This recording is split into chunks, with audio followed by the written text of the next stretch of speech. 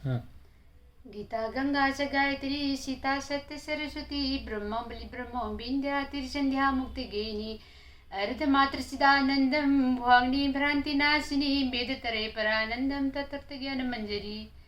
मेरे प्यारे भाई बहनों, सज्जन, माता पिता, गुरुजनों, मैं आज संक्षिप्त में गीता के द्वितीय अध्याय कहना चाहती हूँ। संजय बोले, उस प्रकार करुणा से व्याप्त और आंसुओं से पूर्ण तथा व्याकुल नेत्रों वाले शोक युक्त उस अर्जुन के प्रति भगवान श्री कृष्ण ने यह वचन कहा। श्री भगवान बोले, हे अर्जुन, तो इस असमय में यह मोह किस हेतु से प्राप्त हुआ? क्योंकि न तो यह श्रेष्ठ पुरुषों द्वारा आचरित है, न स्वर्ग को देने वाला है और न कृति को करने वाला ही है।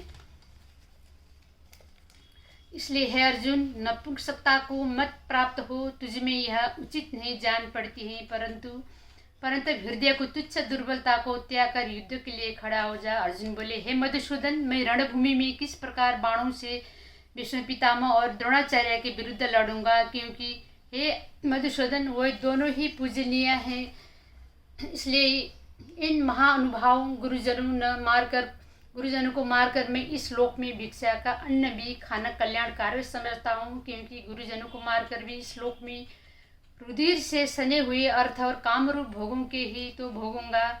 हम यह भी नहीं जानते कि हमारे लिए युद्ध करना और न करना, इन दोनों में से कौन सा श्रेष्ठ है, और अथवा यह भी नहीं जानते कि उन्हें हम जीतेंगे या हमको वो जीतेंगे। और जिनको मारकर हम जीना भी नहीं चाहते हैं, वही हमारे आत्मीय धृतराष्ट्र पुत्र हमारे मुकाबले खड़े हैं। इसलिए कायरता रूप दोष से उपहत हुए स्वभाव वाला तथा धर्म के विषय में मोहित चित्त हुआ मैं आपसे पूछता हूँ कि जो साधन निश्चित कल्याणकारक हो वह मेरे लिए कहिए। क्योंकि मैं आपका शिक्षा हूँ, इसीलिए मुझे शिक्षा दीजिए। क्योंकि भूमि में निष्कंटक धन धान्य संपन्न राज्यों को और देवताओं को समीप में प्राप्त होकर भी मैं उस उपाय को नहीं देखता हूँ जो मेरी इंद्रियों के सुखाने वाले शोक को दूर कर सके। संजय बोले, हे राजन, निंद्रा को जीतने वाले अर्जुन अंतर्यामी श्री कृष्ण महाराज के प्रति इस प्रकार कहकर फिर श्री गोविंद भगवान से युद्ध नहीं करूँगा।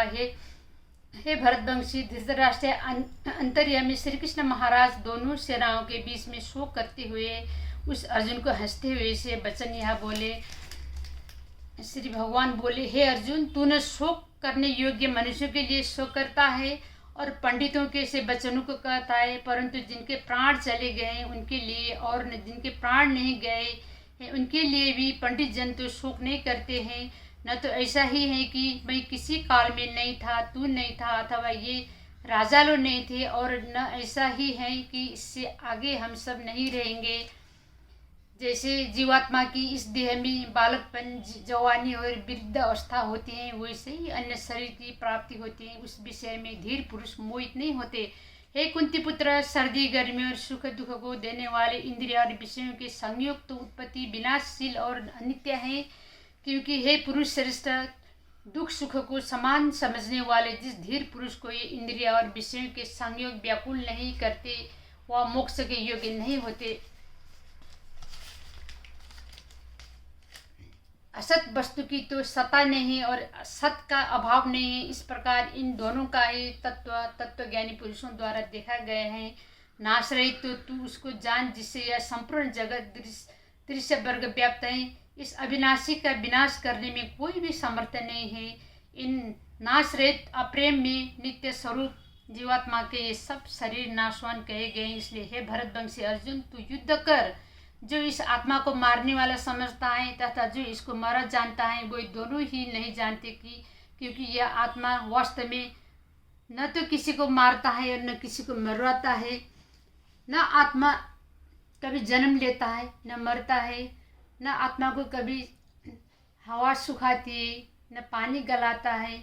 आत्मा जैसे मनुष्य नया वस्त्र पहन कर पुराना वस्त्र छोड़ता है, ऐसा ही आत्मा अजर अमर है। जो आत्मा को मारता, मरवाता, सोचता है, ये सब गलत है। इसलिए युद्ध कर अर्जुन। ऐसा कहते हुए श्री कृष्ण भगवान कहते, मैं दूसरी बार फिर कहूँगी, गलती होने से माफ़ कीजिए। नमस्कार।